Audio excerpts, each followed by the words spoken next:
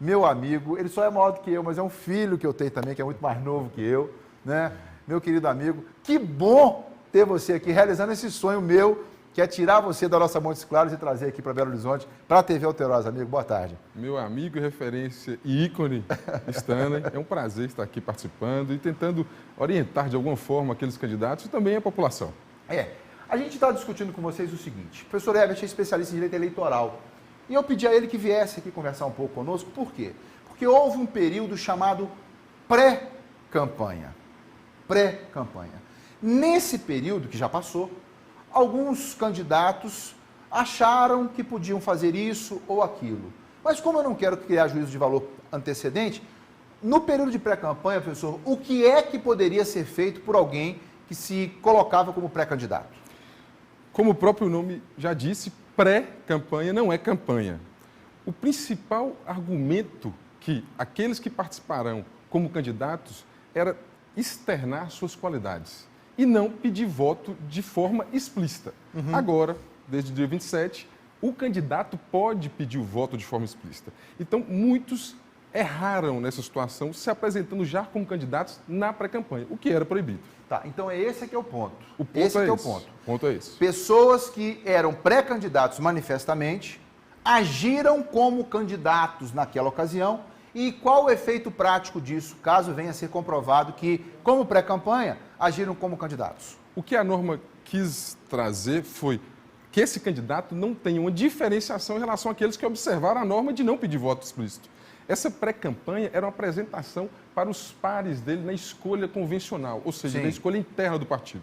Passando esse momento, escolhido, dia 27 foi o marco inicial, onde ele já pode pedir o voto expressamente. Quem cometeu erro nesse período anterior, responde por algum tipo de sanção? Pode sofrer algum tipo de sanção? Com certeza. Existem várias punições para aquele que tentou, de alguma forma, burlar a normatização eleitoral. Entendi. Agora, entramos então no período de campanha, a partir do dia 27. A campanha está válida, pode pedir voto de forma expressa agora. Pode chegar perto da pessoa, do cidadão, e dizer, aqui, ó, eu sou candidato e quero o seu voto. Isso pode acontecer? Pode acontecer. As redes sociais têm se mostrado o caminho mais ofensivo, digamos assim, para essa candidatura, sobretudo em tempos de pandemia. Quais são os limites de utilização, professor, da rede social aos candidatos que agora sim estão efetivamente em campanha eleitoral? Stanley, nós mudamos a sociedade com essa pandemia. Houve essa transformação, ou seja, o distanciamento agora é necessário.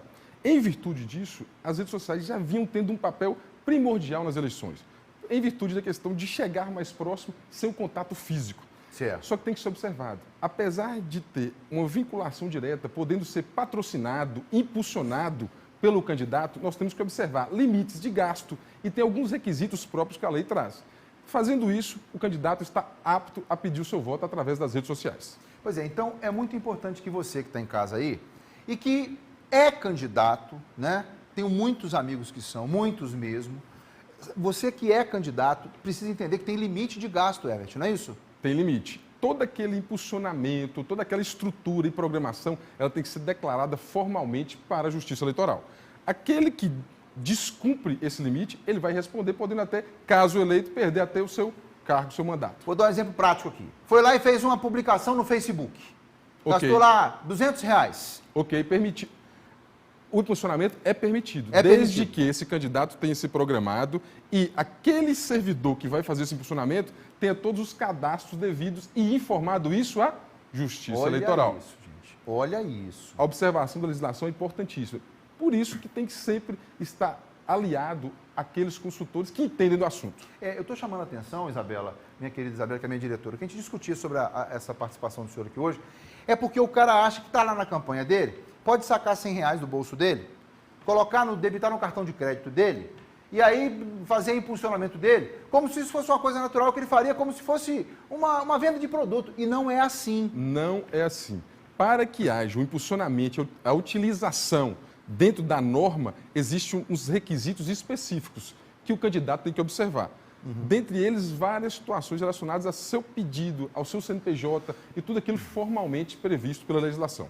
A gente está discutindo aqui, professor, e a diretora está dizendo assim, Stanley, vamos popularizar mais esse assunto. Se você estiver sendo abordada por alguém num modelo de investimento, como é que chama? De impulsionamento, fique atenta, porque aquela pessoa que está ali pode estar cometendo algum tipo de infração que vai inviabilizar a campanha dele. Né? É muito difícil para o eleitor ele observar essa questão do gasto que é feito. Porque Sim. ele não sabe a quantidade que foi investida pelo candidato. O que é importante saber é o seguinte, que caso haja uma massiva presença, essa massiva presença com certeza terá uma fiscalização mais detalhada. E o candidato tem que observar isso. Tá. Professor, para encerrar, eu queria ficar com o senhor o dia inteiro aqui como professor Acácio Neiva, mas para encerrar, locais para denúncias. Existe algum ponto de denúncia do cidadão, vendo algum tipo de ilegalidade? Onde ele deve procurar? Quem ele deve procurar para poder denunciar? Stanley, qualquer irregularidade ou possível irregularidade de crime eleitoral, de irregularidade eleitoral, nós temos órgãos específicos para isso, que é o Ministério Público. Sim. Então, aquele cidadão que perceba uma irregularidade pode fazer uma denúncia no Ministério Público, nos órgãos policiais que irão tomar as devidas providências. Tá. Olha, gente, eu conversei com o professor Hébert Alcântara, que é professor, é mestre, está fazendo doutorado agora, é uma autoridade muito grande na região do norte de Minas, aqui em Belo Horizonte, mas, acima de tudo, carrega, viu, professora, como o senhor também, o condão de ser meu amigo particular. Tamo junto. Bom ver você aqui, grandão. Obrigado. Te amo muito, fica com Deus. Abraço, Hébert. Tchau. Ele está assim, ó.